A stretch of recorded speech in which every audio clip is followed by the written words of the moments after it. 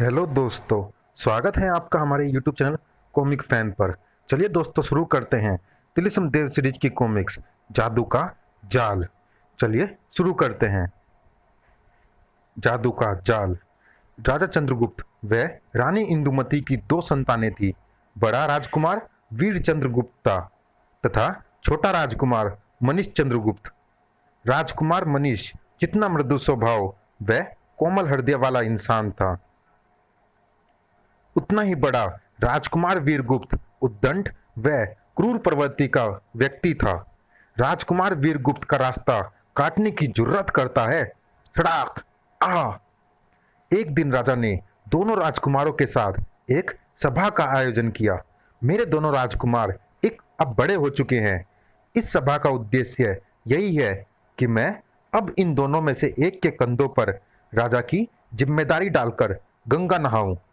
तब इसमें सोचना क्या पिताजी, बड़ा राजकुमार होने के नाते आप निश्चिंत होकर मुझे राज सिंहासन सौंप सकते हैं। भैया ठीक कहते हैं पिताजी। नहीं, हमारे राज्य के नियमानुसार भावी राजा को पहले जनता का समर्थन प्राप्त करना होता है। ओह, महाराज उचित फरमा रहे हैं राजकुमार। महामंत्री, राज्य में प्रचार आरंभ कर दो। 2 दिन पश्चात समर्थन दिवस होगा।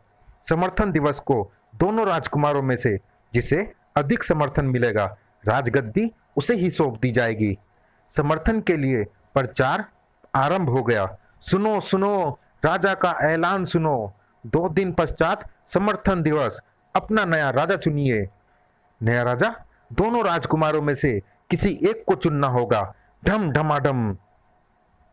इधर राजकुमार वीरगुप्त के दिलो दिमाग में प्रलय मची हुई थी। समर्थन दिवस के दिन अगर मुझे समर्थन ना मिला तो राज सिंहासन मेरे हाथों से निकलकर मनीष के हाथ में चला जाएगा। नहीं, मैं ऐसा नहीं होने दूंगा। राजगद्दी पर मेरे सिवाय और कोई नहीं बैठेगा। फिर उसी रात आग लगा दो सारे गांव को।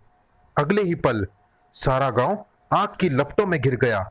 आग आग, बचाओ! वे रहे, आग उन्होंने ही लगाई है। पकड़ो उन्हें, मारो! पकड़ो पकड़ो, भागो! इसी पल एक खंजर हवा में लहराया और सर आ कच। फिर पलक झपकते ही घुड़सवार दल आंखों से ओझल हो गया। लगता है वे दुष्ट आग लगाने ही गांव में आए थे। वे डाकू होते तो लूटपाट भी करते, मगर फिर वे कौन थे? तभी अरे, यह क्या चमक रहा है? हीरे का लॉकेट। उस लॉकेट को देखकर कई व्यक्ति चौंक पड़े। राजघराने के प्रतीक चिन्ह वाला लॉकेट। वह लॉकेट तो केवल राजा, राजकुमारों व रानी के गले में होता है। यह यहाँ कैसे आ पहुंचा? राजघराने से संबंधित कोई व्यक्ति भी यहाँ से नहीं गुजरा। तब फिर राजघराने का यह प्रतीक चिन्ह यहाँ कैसे आ गया? कहीं आग लगाने वाले घुड़सवार दल में तो क्या बकते हो? ऐसा नहीं हो सकता। फिलहाल इस लॉकेट को भूलकर अपने घरों में लगी आग को बुझाने की चिंता करो। इसे बाद में देखेंगे। तुम इसे अपने पास ही रखो, चकमक सिंह। अगले दिन अरे, वह देखो, राजकुमार वीरचंद्रगुप्त की सवारी आ रही है। राजकुमार वीरगुप्त निकट आ गया। मुझे तुम लोगों पर आई विपत्ति का पता लगा तो मैं स्वयं को यहाँ आने से ना रोक सका। मुझे इस घटना का सचमुच बहुत दुख है। मैं आप लोगों की मदद करना चाहता हूँ। वचन सिंह, प्रत्येक को 100 स्वर्ण मुद्रा दे दो। 100 स्वर्ण मुद्राएं? जी, बहुत अच्छे बड़े राजकुमार। और इनके मकानों के पुनर्निर्माण के लिए राजकीय कर्मचारियों को भी लगा दो। वचन सिंह मुद्राओं की थैली लिए जैसे ही एक व्यक्ति की ओर बढ़ा। ठहरो राजकुमार, क्या मैं पूछ सकता हूं कि आपका राजघराने का प्रतीक चिन्ह कहाँ है? प्रतीक चिन्ह? हम शायद उसे पहनना भूल गए हैं। वह हमारे कक्ष में रखा होगा। मेरा राजघराने का प्रतीक चिन्ह कहाँ गया? उफ! किंतु तुम यह सब क्यों पूछ रहे हो? इसलिए राजकुमार, क्योंकि कल रात आप उसे यहां गिरा गए हैं। कल रात? क्या बकते हो? हम कल यहां कब आए थे? कल रात उस वक्त जब हमारे गांव में आग लगाई गई। और यह रहा आपका राजघराने का प्रतीक चिन्ह। गांव वालों, अब मेरी समझ में आ रहा है कि दरअसल हुआ क्या है। कल समर्थन दिवस है। सब जानते हैं कि समर्थन दिवस में जीत राजकुमार मनीष चंद्रगुप्त की होनी तय है। इस बात का आभास राजकुमार वीरगुप्त को भी था। अतः समर्थन अपनी तरफ झुकाने के उद्देश्य से राजकुमार ने हमारे घरों में आग लगवाई, फिर मदद के बहाने हमारे जख्मों पर नमक छिड़कने यहाँ चले आए, ताकि उनके दया के प्रभाव में आकर कल समर्थन दिवस में हम अपना समर्थन राजकुमार वीरगुप्त को दे। साथियों, हमारे घरों में आग लगाने वाला यही है। आग लगाकर भागते समय ही किसी क्षण यह राज चिन्ह यहाँ गिरा होगा। नहीं, यह झूठ है।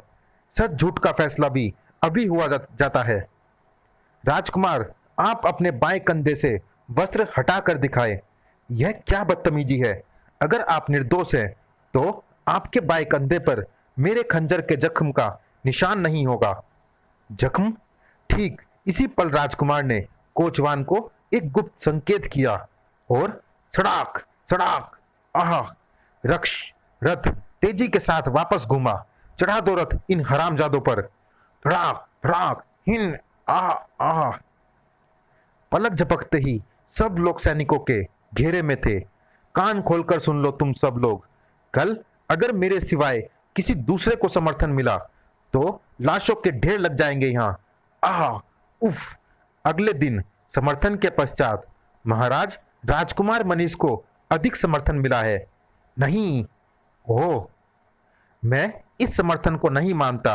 बड़ा होने के नाते आपको राज सिंहासन मुझे ही सौंपना होगा पिताजी, अन्यथा इसे मैं अपना अपमान समझूंगा। बैठ जाओ वीरगुप्त। प्रजा के फैसले को भला हम कैसे बदल सकते हैं।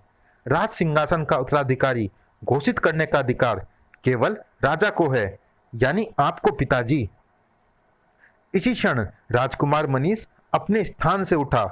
पिताजी, बड़े भैया के रहते अगर मैं सिंहासन पर बैठ गया तो ये उचित न होगा। मैं चाहता हूं कि राजगद्दी बड़े भैया को ही सौंप दी जाए। हम तुम्हारी भावनाओं को समझते हैं पुत्र मनीष, किंतु राजा को चुनने का अधिकार केवल प्रजा को होने चाहिए, और प्रजा ने तुम्हें चुन लिया है। कल तुम्हारा राज तिलक होगा। यही हमारा भी अंतिम फैसला है। भैया, मुझे क्षमा कर दें। मैंने पिताजी को मनाने की बहुत चेष्टा की, मगर राज सिंहासन तुम्हें मुबारक हो छोटे भाई। किंतु हाँ, पिताजी से कह देना कि अब शैतान करकट जागेगा। वीरगुप्त जगाएगा उसे। हा हा हा हा। राजकुमार वीरगुप्त हवा के झोंके के समान बाहर निकल गया। हा हा हा हा।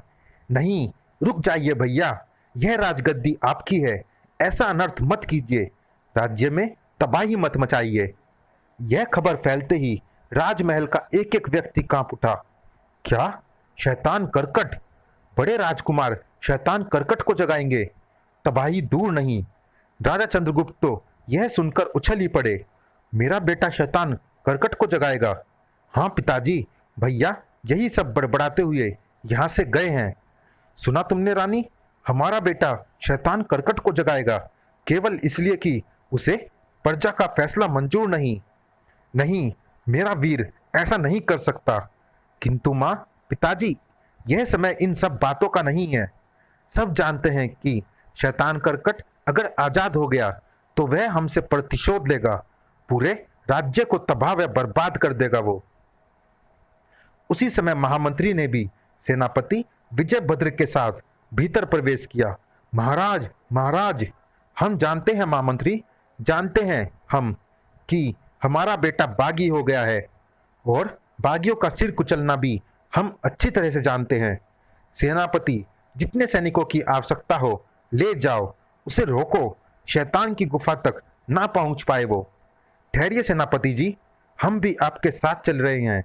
शायद एक माँ के आंसू देखकर ही उस कमीने का दिल पिघल जाए। महारानी जी, आप? माँ के साथ मैं भी जाऊंगा पिताजी। ओह। सेनापति के साथ सैनिकों का काफिला चल पड़ा। हे ईश्वर, मेरे पुत्र को सद्बुद्धि देना। इधर महल में एकाएक महामंत्री चौंक पड़ा। महाराज, क्या हुआ महामंत्री जी? आप बेतहासा चौंक क्यों पड़े हैं? महाराज, आपकी शकल को क्या हो रहा है महाराज? क्या हो रहा है हमारी शकल को? आईने में देखते ही राजा चंद्रगुप्त के कंठ से एक जोरदार चीख उबल पड़ी। नहीं! उधर सैनिक काफिला तेजी के साथ शैतान करकट की गुफा की ओर बढ़ा जा रहा था। रथ और तेज चलाइए सेनापति। चलिए दोस्तों, इस भाग में इतना ही। ये रोमांचक कॉमिक जारी है अगले भाग में भी। मिलते हैं इसी कॉमिक्स के अगले और अंतिम भाग में। तब तक के लिए धन्यवाद।